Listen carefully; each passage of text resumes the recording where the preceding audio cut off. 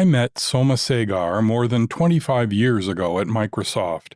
I recall from the start being struck by his quick wit and raw intelligence. He revealed his deep passion for the products and the people who built them with a disarming, quiet confidence.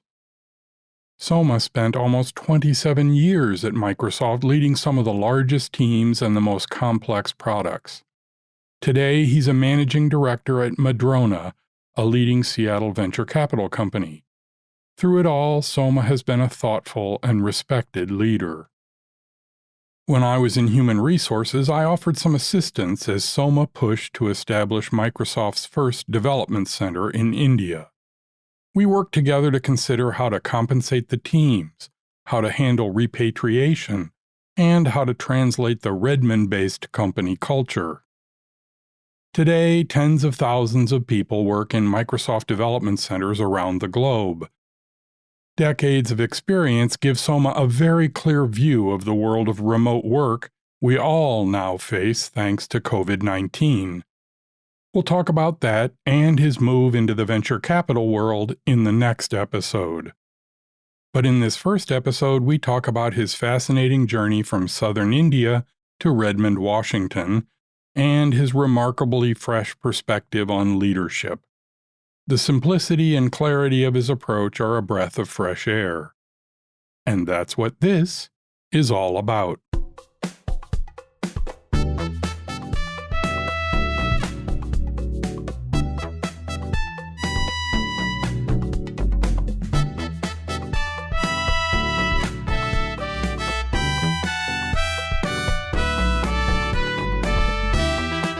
This is Leading Smart, the show about managing in the brainpower age.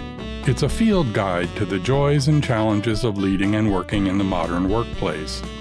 I'm Chris Williams, your guide to the stories and ideas that I hope will inspire you to be a better leader in the world of knowledge work. This episode is another of my conversations with leaders, this time with a remarkably thoughtful and worldly leader. This is episode 223, part 1 of my conversation with Somasegar.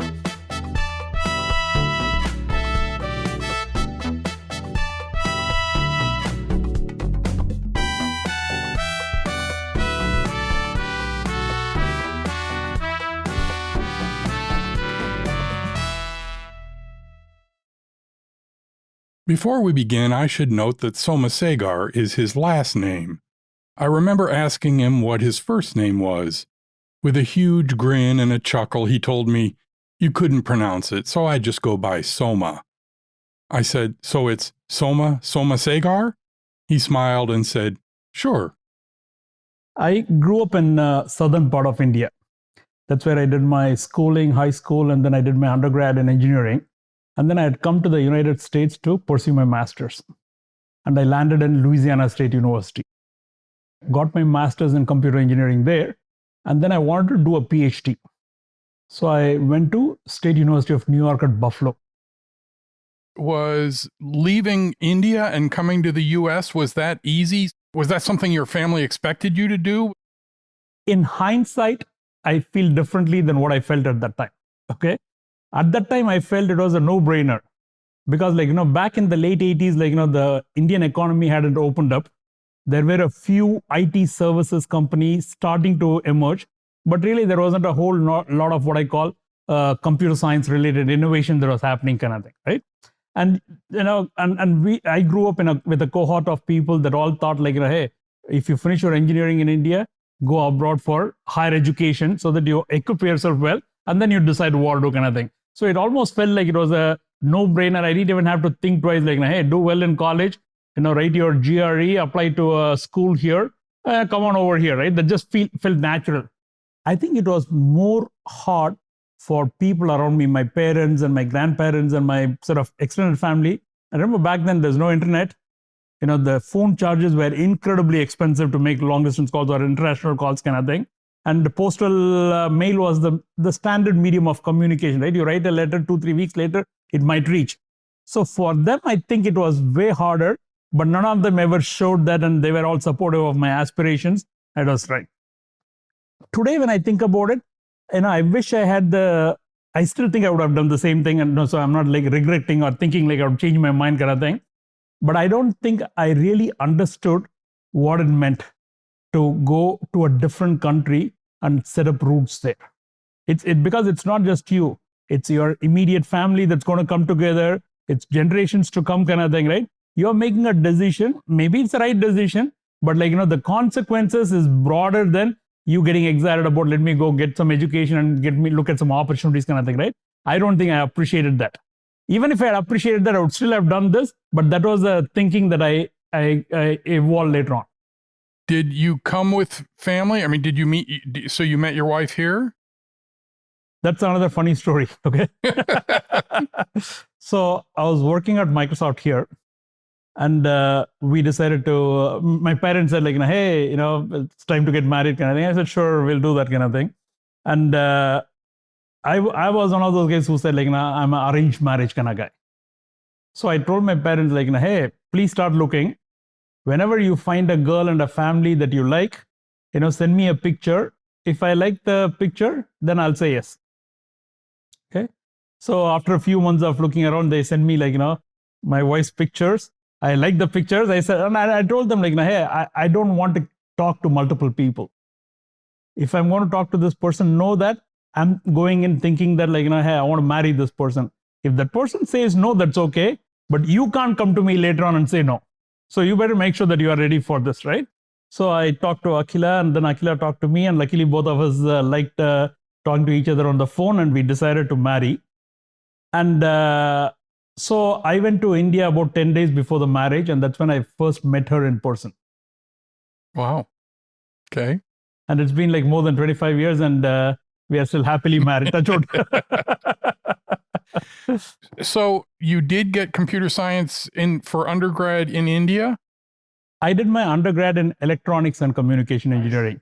So back then, at least in our school, in our college or university, we did not have a separate computer science undergrad degree. My year was the first year where they introduced a few computer science or programming related courses as part of the electronics and communication batch. And in parallel, we had started like, hey, getting a few students in for computer science for the first time around. So I joined electronics and communication, but I chose to do a few elective courses in computer programming. In fact, I remember that's another interesting anecdote. So my very first experience with programming was in Fortran. Okay. For those of you who still remember Fortran kind of thing, right? And it was a IBM 320 sort of a mainframe computer that we had in our university. There's only one in the whole of university, and you need to run to the computing center. That used to be punch cards. You sort of input program using the punch card, and then you submit the punch cards, and then a day later you'll get the results. And sometimes it could be as simple as, hey, you forgot a semicolon or you forgot something here, so there is a compilation error. Go back and restart the whole process, right? And that's how I learned programming, or that's my first introduction to programming kind of thing. You look at today the access that I have to computing, whether it is even like my phone or like the hundreds of devices that exist in the home. It's far different world than what it used to be. But just the excitement to be able to program a machine to do something that you wanted to do, and knowing that it's going to do it like very fast and like correctly kind of thing. There was a thrill back then. Soma was working on his PhD in Buffalo when this little company in Seattle tried to hire him. He originally wasn't interested. He wanted to continue to work on Unix, and Microsoft's MS-DOS operating system was seen as a toy. But he went there to see it for himself. After one winter in Buffalo, remember I came from Chennai, okay, South India. I came to LSU, and then I go to Buffalo and I spent a winter there. And I said like, hey, I think I'm done with the Buffalo kind of thing. But know that like my background is like from a lower middle class Indian family where education is a high priority. The notion of discontinuing education, even at a PhD level, was, oh my God, what the hell are you doing? This is not like what you should be doing kind of thing, right? So this would have been in 86, 87? It was 87, 88. Okay. I had to finish, I said like, maybe I can sort of brave the winters here and finish my PhD kind of thing. And then I got a call one fine day from a little known company in Seattle called Microsoft. And the reason I got that call was because as I was finishing up my master's in LSU, I had sort of sent a bunch of applications to a bunch of places, and then I went to join my PhD program. And Microsoft, I guess, after a few months, decided to call me, and they called LSU. They found my roommate, and he routed me. Somehow, I finally got the call, right? And to be honest with you, back then, Microsoft was not a super well-known company. It had gone public and all that stuff, but it wasn't like, hey, and particularly in academic environment, people would tell you, hey, Unix is king. Everything else is a toy. And who is this Microsoft building some toy systems? Who cares about it kind of thing, right? So there wasn't like, what I would call a deep appreciation for what Microsoft either was doing or more importantly was going to do in the future, right? And for me, the call from Microsoft meant like, hey, here is a company who knows that I need a visa sponsorship to get a job. Okay, they're willing to go do that. And I had some friends in Seattle. It's a free trip. Let me go experience and see what happens, right? I came here, and back then, at least, even now, I'm sure Microsoft does this, but back then, definitely, this was you start the interview at 8 in the morning, and it goes till 6, 7, 8 at night, and like it's just boom, boom, boom. Write a program, write code, and talk to me about this project. That just like series of, right? I finished that interview, and then I walked away, and I did not get an offer that day. Microsoft said, like, hey, thank you for interviewing with us. We'll let you know later. So I was flying back to Buffalo the next day, and I was thinking about my experience, and there were three things that struck me. Okay, one is I probably met about 9 or 10 people during the course of the day of my interviews, and I would say, like, each and every one of them, some of them were a little quirky, but the one thing that was common across all of them was they were all incredibly bright and smart and passionate. And I said, like, hey, if this company really is having a collection of such people, oh my God, what a thriving learning environment it would be for me.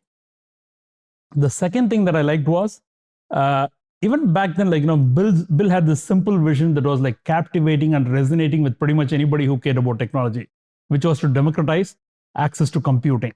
Like his famous, like, sort of phrase for Microsoft, put a computer on every desk in every home. And this was back in 80s, remember that. Even today, we haven't accomplished that goal. But like there was like a very, very powerful vision. And I thought, like, oh my God, that's like, being part of the journey would be like phenomenal kind of thing. And the third thing, this is where I was like, I didn't know whether Microsoft was going to do this for me or not. Because even back then, Microsoft was doing some work at the systems level, some work at the applications level, all across the stack kind of thing, right? I was really, really keen on doing systems level work when I left college. Or when I left school kind of thing, right? Soma had worked in college and postgraduate work in operating systems. Operating systems are the connection between the hardware, the screen, the mouse, the CPU, and so on, and the rest of the world. It's among the most technical work there is, and it's where he wanted to stay. So my thinking was like, hey, if Microsoft ended up offering me something in systems, I would consider it because I still had to go through the mental hump of, oh my God, I'm going to discontinue my education. What is my family going to say? What does this mean, right? Am I sort of, veering away the traditional path? The interviews for Soma went well, and shortly thereafter, Microsoft called and offered him a job. The good news was that it was in exactly the work he wanted to do, on operating systems.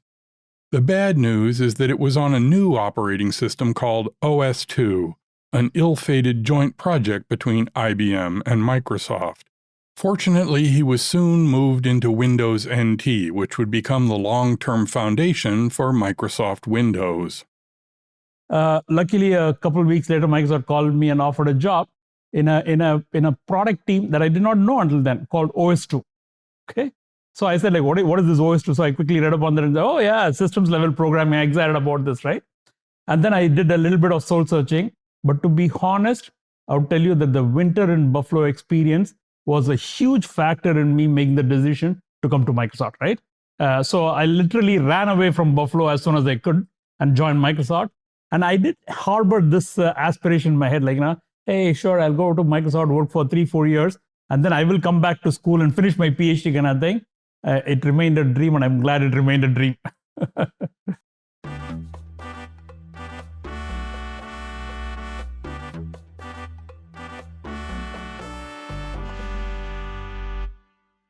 So this was 89, right? So there were there were what, 4,000 employees. So it was a little. It was less than 3,000 when I joined. That just seems like such a big leap of faith. Didn't it feel risky to join this little tiny, or was it just the fascination of the work that was the draw? Let me take it a little differently, kind of thing. Okay, you talked about risk. I've thought about this often. Am I a risk taker or am I not a risk taker? And I actually don't know that I know how to answer that question. Okay, because like you just said, like, hey, coming from India to US with literally no money and relying on the college to give you like assistantship and tuition waiver and all that stuff, right? Or leaving like your PhD education halfway through and coming to some company here, or like after a 27-year career at Microsoft, leaving there and saying like, hey, I want to do something completely different, because I didn't want to sit at, as much as I told you, like, hey, the worst case I would sit at home. I have no interest in sitting at home, kind of thing, right? I was really looking for what could I do for the next 25 years, right? So each of these things you could look at and say like, hey, those all seem to be risky things, kind of thing. But what I can tell you is, as I was making those decisions, I didn't think about them as a risk at all. To me, it just felt natural. Okay. So I don't know how to think about like, so I don't think about like, hey, this is a risk, that is a risk, kind of thing, right? If you are passionate about something and you want to do that, go do that. There is no risk. I don't know what risk it is, right? Hey, I might have failed my 12th grade exam and life would have taken a different turn. I don't know what this risk is all about. So I get confused about like, hey, am I a risk taker or not a risk taker? Instead, I sort of focus on like, hey, if I'm really excited about something, I want to give it a shot. And sometimes I may succeed. Sometimes I may have that as a great learning opportunity, because I don't think about it as failure. Everything is a sort of learning opportunity in life.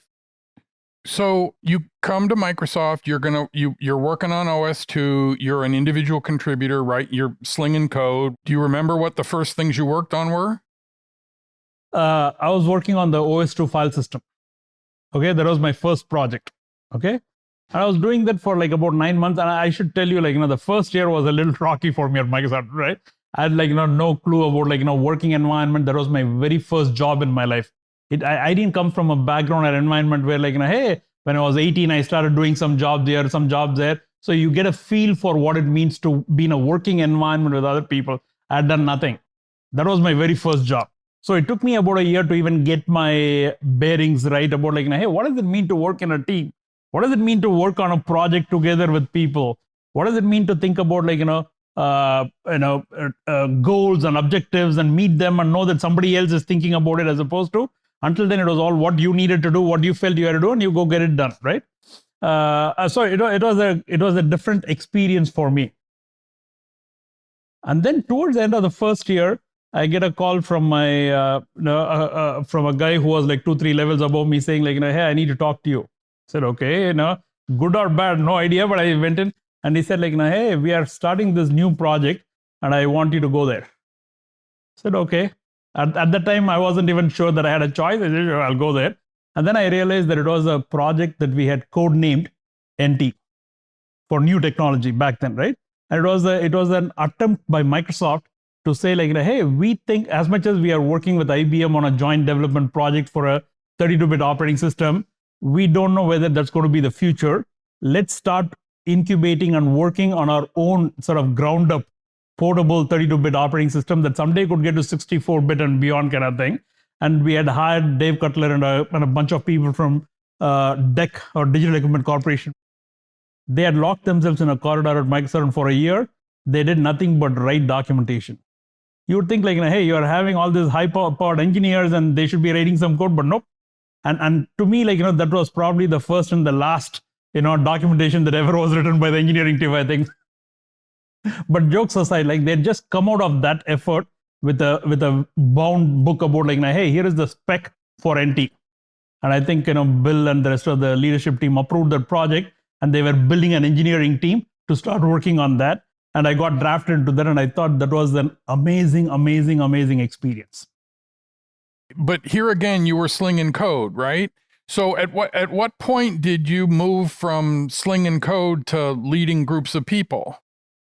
I would say it took about 3.5 years after I joined Microsoft, before, and again, one of my managers tapped me and said, hey, we really, there is a lead opportunity there. It's a team of 6 people, so not a large team or anything, right? We think you'd be great at leading the team. Are you interested? Kind of thing. And okay, let me give it a try. Okay. And I've always felt that, I'm a guy, as much as I like to work very hard, I also like to take the easy way out as opposed to the hard way out. Okay. And even back then, I felt that I had a natural passion for leading teams and people as opposed to writing code. I'm sure if I'd continued writing code, I would have been an average developer at Microsoft. I'm not and I know enough about myself to tell you that I'm not a Peter Spiro or a Steve Wood, for if you remember Steve Wood, who was a prolific coder kind of thing, right? I'm hey, an average developer. That's about all I am, right? But I felt I had an energy, a passion, interest, and confidence that hey, I think I would be good at leading a team as opposed to being an individual contributor. And also it gave me the chance to say hey, now I'm responsible for the output of so many people as opposed to just what I can do, no matter how great I am. So there is a feeling of a bigger accomplishment or a higher level of impact. And I said hey, I want to go take that path kind of thing. So that started my journey on what it meant to be leading a team of people.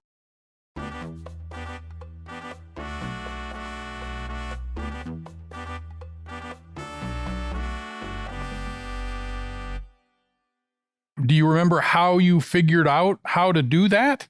Did you teach yourself? Did you read books? Did you take class? I mean, how did you know how to lead people? I think back then, if you remember, the first thing is it was a blessing in disguise in some sense. Microsoft was growing so rapidly that we were all learning in the job. There is no time to go learn from somebody else or go to school or go to some other thing kind of thing, right? I've always been a fan of reading books right from a young age. So I did read a bunch of books to sort of get or to at least hear about what other people's experiences were, what other people went through, what words of wisdom they have kind of thing, just to get a different perspective. But it's really hey, you are learning in the job, you are observing other people around you, whether it's people that work with you, people who work for you, or people that you work for. You think about what is needed for the team, for the product, for the customer, as we were scaling up so fast. And it's all self-learning at that stage. You had just mentioned that you felt like that leading was going to be the right thing for you. Did it feel comfortable from the beginning? Was it, or did you struggle with it? It felt comfortable, and yet I struggled. I'll give you some examples, right? Here meaning in the US, when kids go through school, public speaking is sort of a skill that you learn right from the school days kind of thing. I had not done a speech in front of a group of people till I came to Microsoft. The only time I spoke in front of I think 5 or 6 people at a time was when I had to defend my master's thesis. So I was not a good even today I'm not a great public speaker, okay? But that's a skill that I did not have. And I would I remember I would sweat like crazy just thinking about oh my God, I need to get up in front of 20 people and give a talk about, right? So so I struggled with that. Earlier when we were sort of talking about things, we were talking about micromanagement. I'm pretty sure that as a first time manager, I was probably a big micromanager in hindsight. Okay, at that time I don't know that I even realized that kind of thing, because I felt hey, I was an engineer, I knew what to do. Now I'm managing 6 people. I better make sure that they're all doing, the way I think it should be done kind of thing. So the first year, I'm sure I sort of struggled. But at the same time, it felt natural for me that hey, this is something I think I can do well. I can do better than a lot of other people. And I think I can contribute more and have a bigger level of impact and influence on the company and by extension, everything else that we are doing by being a leader as opposed to by being an individual contributor. That feeling and that level of confidence I had from day one, but it isn't like there was a perfect manager from day one. That is something you have always projected confidence. And I believe that's obviously also an important part of being a leader, is that your team has got to feel confident in you and you have to feel confident in your team. Do you know where you got that confidence? Is that genetic? Can you look at your parents or whatever and see that, or was that something that you? I look at my parents. My parents, like, to sort of diverge for a second. My parents, neither of them have a college degree. Okay, my mom actually didn't finish high school.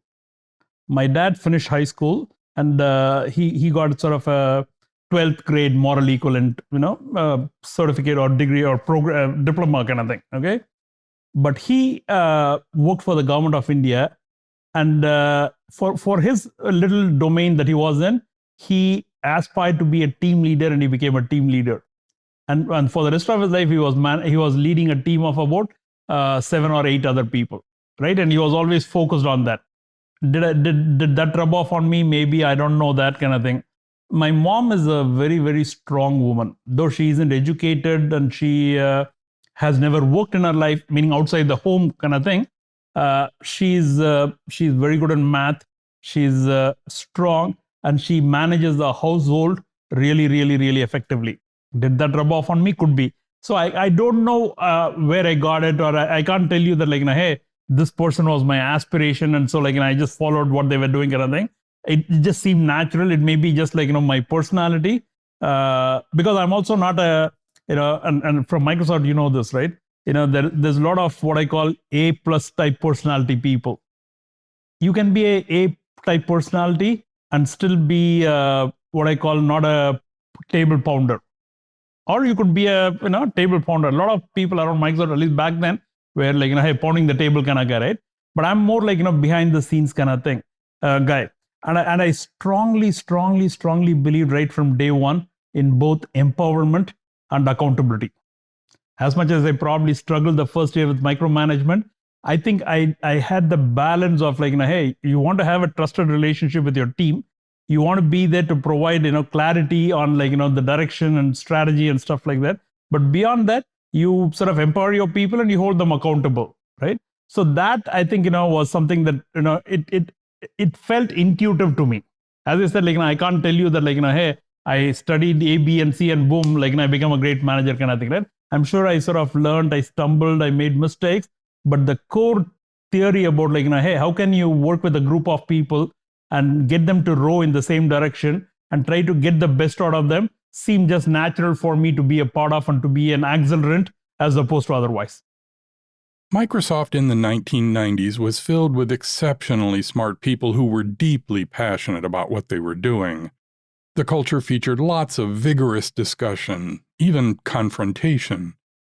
The systems area, where Soma worked, was legendary for what could be politely called table-pounding meetings, where discussion often made way for arguments. Yet that's not Soma at all. I recall many times in which he would let the argument go on without saying a word. Only after the dust had settled would he speak up, and yet often his comments would change the entire course of the conversation. I asked him if he was intimidated by the atmosphere, or was this a planned strategy? It wasn't intimidation, and it wasn't like, I don't think it was a planned strategy. It is just my behavioral type, right?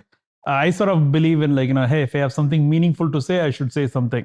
I don't need to say something just because I have to say something. That's number one kind of thing, right? Number two is there is some merit in listening to different perspectives before you decide what you want to say, right? I may be a smart guy. I may think I know the answer, but, like, oftentimes, hearing other people's perspectives makes you a better decision maker in the process kind of thing. So I sort of, I always believed in, like, hey, let everybody, give their opinions, talk about it kind of thing. And if you have something that is value add, say it. Otherwise, it's okay. It's okay not to have to say something, right? If you don't have value to add. So that was my mentality. That was my mindset. And that's how I sort of behave. Even today, I'm like that. I'm not, like, very in your face, as much as I'm talking here today with you. I'm not in your face kind of guy. I'm like, hey, we have a group of people, like, take Madonna, for example. We have a group of people. Everybody has got their opinions, their points of view. And if I have something to say that is going to be value add, or I feel something is wrong and we have to change direction, or if I have a strong point of view, or if I have a different perspective, absolutely I should speak up. But if I don't have that, I don't need to speak up just for filling time or, hearing my own voice kind of thing. So let's say you're in a situation in which you're absolutely convinced that they are wrong. What tools do you use? Do you rely on the strength of your argument to win?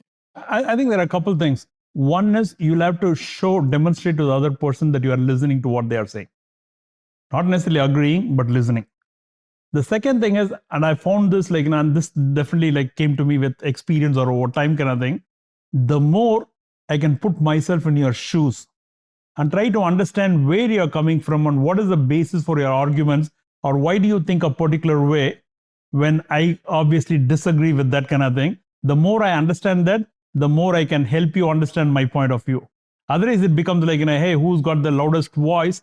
And anyway, nothing is going to happen, because in the meeting, the loudest voice may prevail, but people will go and they'll do what they want to do. They're not going to listen to you. And Microsoft is particularly either famous or notorious, depending on how you want to look at it, for that kind of thing, right? So to me, what is more important is not whether you have the loudest voice or not. To me, more important is hey, if you have a point of view, can you influence people that need to be influenced, so that hey, we start moving in the direction, as opposed to we shouting at each other in a meeting, yelling at each other and pounding the table and think we have won, when really nothing has happened, because passive aggressive behavior sets in later on.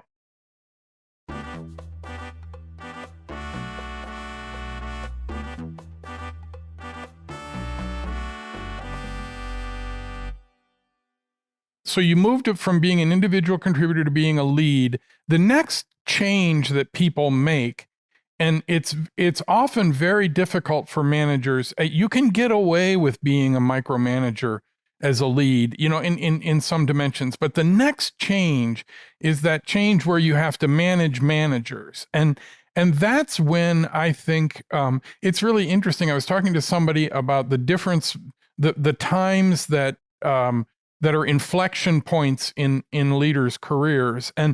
And very often people focus on that first one, where you have to figure out, what it means to lead people and how to influence them. But for me, the real change in leadership is that next one, where you have to manage managers, because you can't physically it's very difficult to micromanage through someone, right? So you end up having to work the levers in a completely different way. Do you remember the first time you ended up having to do that? Yeah, I remember that. I still remember pretty the career steps really well, kind of thing. It happened about 2 years after I became a lead, when somebody tapped me and said hey, we want you to take a management role now, where you're going to manage a team of leads or managers, kind of thing, right? And the one thing that I sort of decided earlier on, as I was thinking about what does it mean to lead a team of people, is I decided earlier on that whether I'm managing 6 people or 60 people or 600 people or 6,000 people, I get to work with my set of direct reports. Okay, what I need to focus on is, what is the relationship I want to have with my direct reports? What is the expectation of each of my direct reports that I have of them? And likewise, what do they have of me? And how do we manage through that effectively? The fact that they may be an individual contributor, or they may manage 1,000 people, is almost irrelevant to me. Okay, as long as I keep that lens, because hey, I till the very end at Microsoft, at least, right? Though I used to manage large organizations and I like to work mostly with my direct reports and sort of work through them, I would sort of go deeper into the organization if there was a particular thing I was interested in knowing more, I had a deep passion for, I wanted to get something out, or I wanted to participate in it, kind of thing, right? So I had no problems doing that. But the key to remember is hey, my responsibility primarily is to hire the right people who are going to be my direct reports, and empower them and hold them accountable and give them clarity and help them with strategy. If I do that well, then I can scale, and it doesn't matter how many people are there in my organization. So whether I'm managing, a bunch of leads, whether I'm managing managers, whether I'm managing a bunch of executives, it really doesn't matter, because it's a formula that just scales almost infinitely.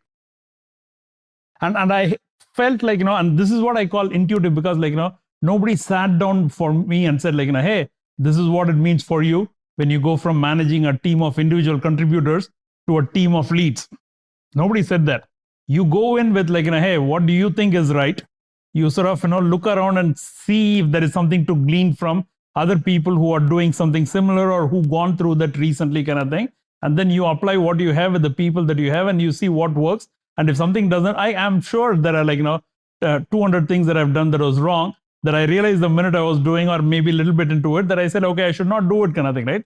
So it's not about hey, as I said, it's not about everything being perfect, but the core principle of saying that hey, you're going to work with a finite number of people that are around you, and you're going to use the same principles of empowering them, being clear with them on what your expectations are, be willing to listen to them when they have a different point of view than what you have.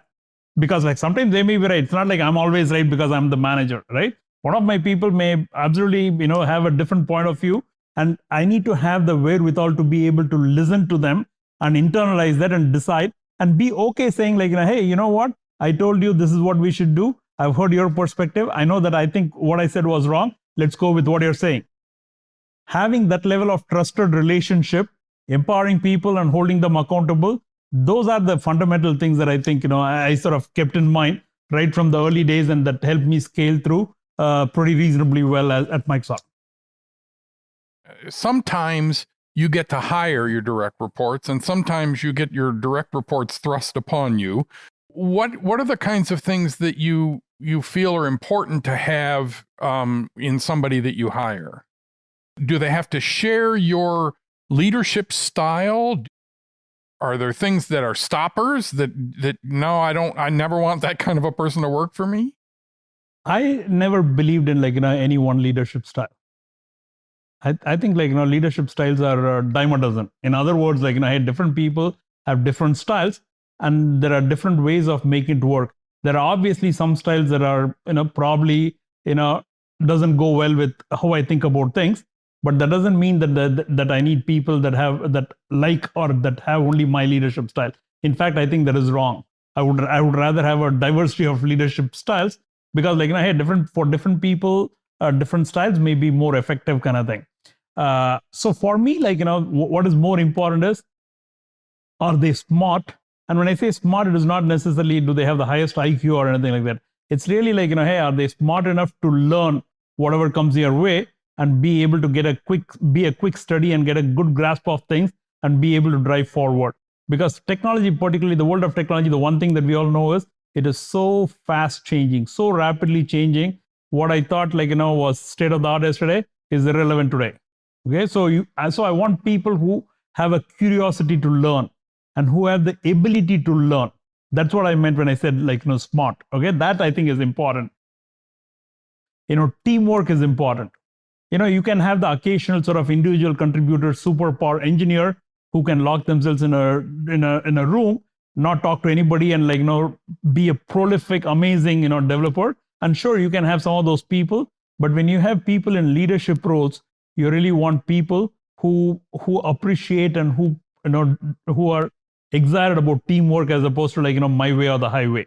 Okay, so if I have a choice when I get to hire, I look for that and say hey, is this person teamwork? The third thing I look for is work ethic, okay, or passion. Hey, are you passionate about what you're doing? Are you passionate about your customer? Are you passionate about the technology you're building? Are you passionate about the people that work for you?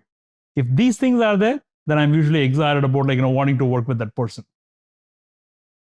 Do you try to coach the people who are working for you? And if you do, I'm curious to know, for example, have you ever walked out of a meeting with one of your direct reports and said, maybe you should shut up a little more? Or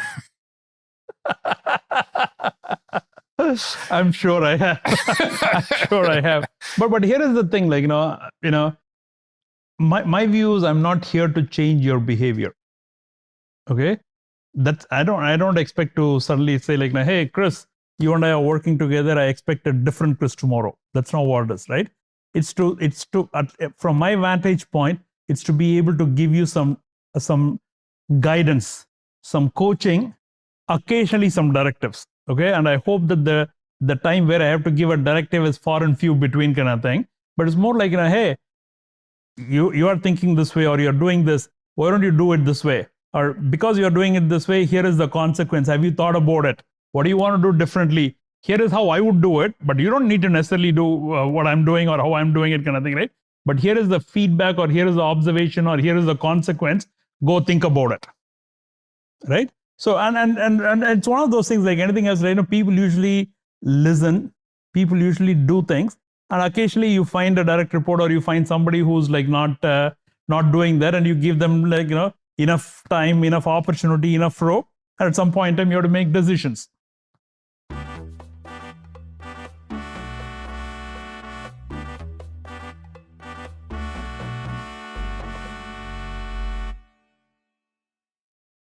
So you joined Microsoft. You had to be among the first South Asians there.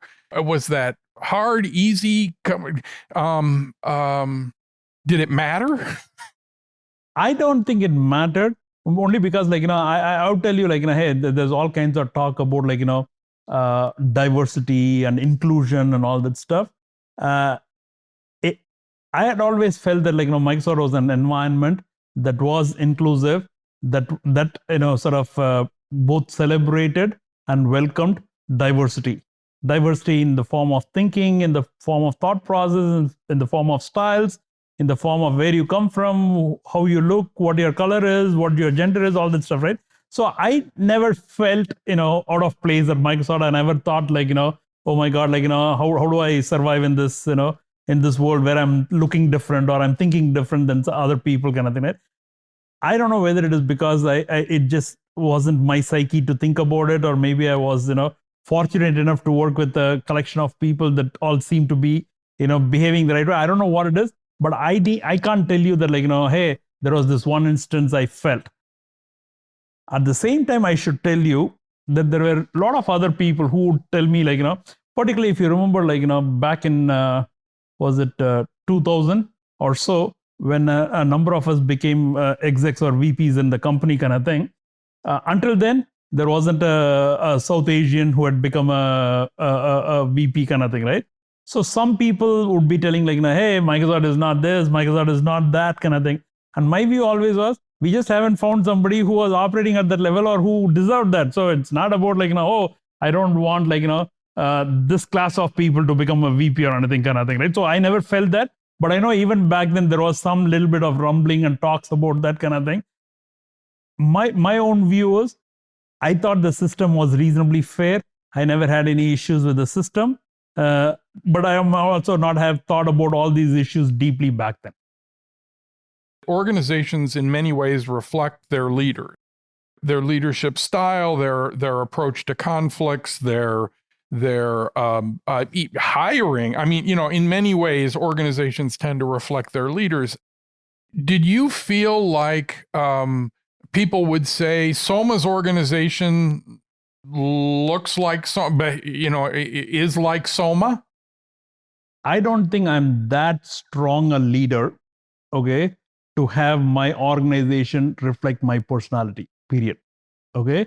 And I personally think 9 out of 10 times, that's a wrong trait to have. That's my belief. Okay.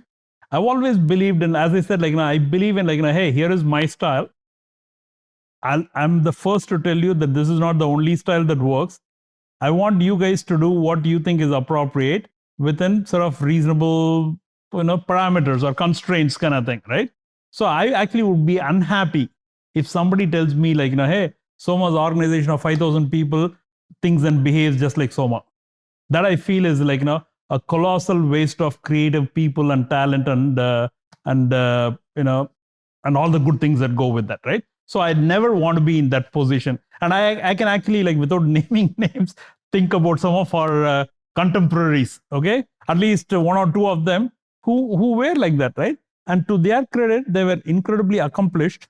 They added a lot of value to Microsoft, but it had a leadership style that I can never sort of resonate with. And I think in the process, they probably didn't realize the full potential that they had otherwise, not just for themselves, but for what their organizations could do. but at the very large scale, for example, I mean, Bill had a style of leadership that people tried to emulate, even subconsciously. It's just natural for people to look up in an organization and see the leader and feel, that's what it takes to get ahead, or that's what it looks like to lead, or that's what management is.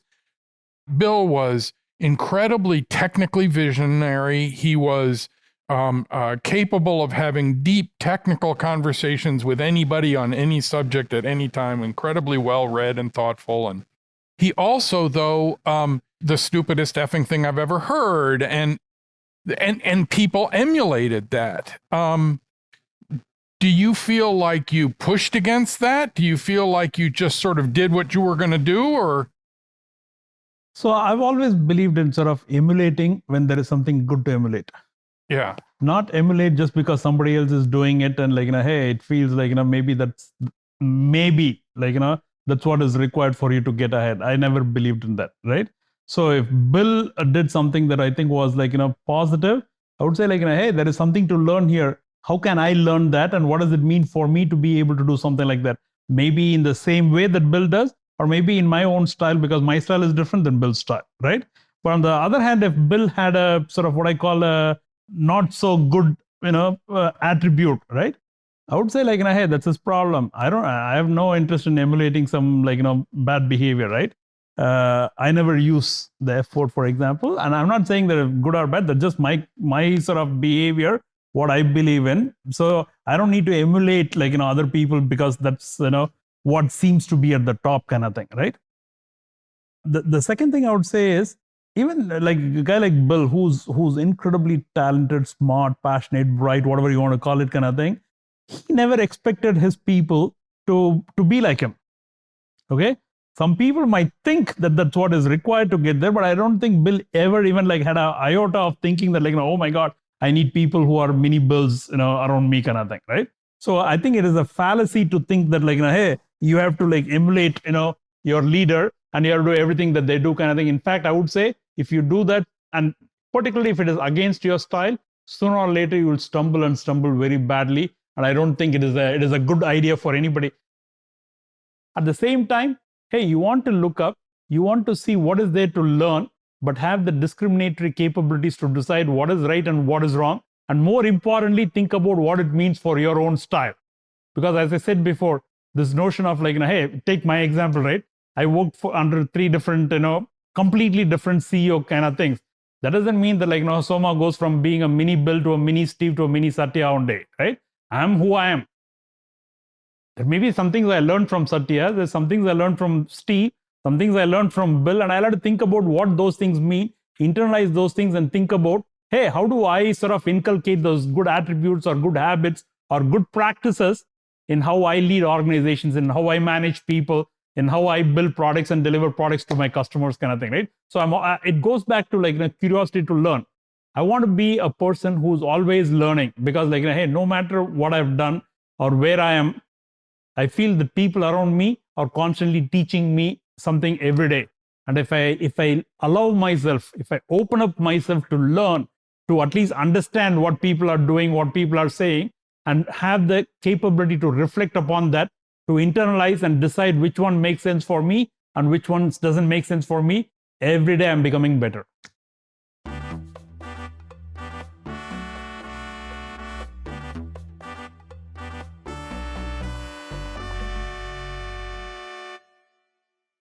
Soma may not want people to emulate his style, but there's a lot to learn from his approach. His core tenet of simply empowering his team and holding them accountable without a lot of micromanagement is well worth emulating. Next time, we'll discuss how Soma pushed Microsoft to embrace remote work long before remote work was cool, or now required. And we'll discuss his decision to leave Microsoft and join Madrona, the Seattle VC firm. Please be sure to subscribe so you'll get this episode the second it comes out.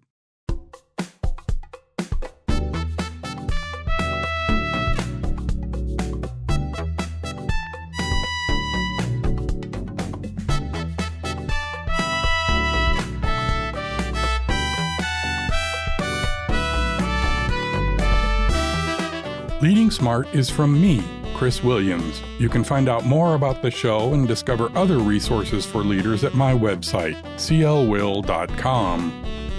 If you like the show, please share it with your friends, especially on social media.